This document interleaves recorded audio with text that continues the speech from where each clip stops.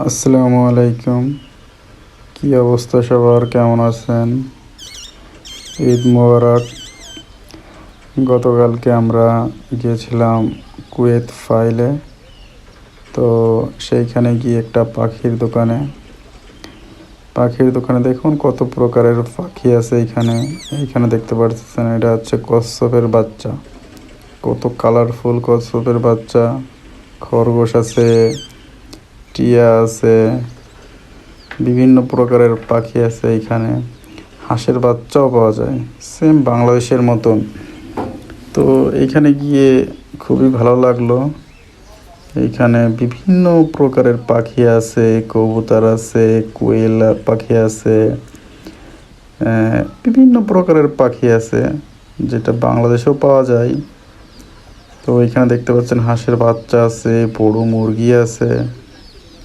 তো খুব ভালো লাগলো, মনে হচ্ছিল বাংলাদেশে আছি।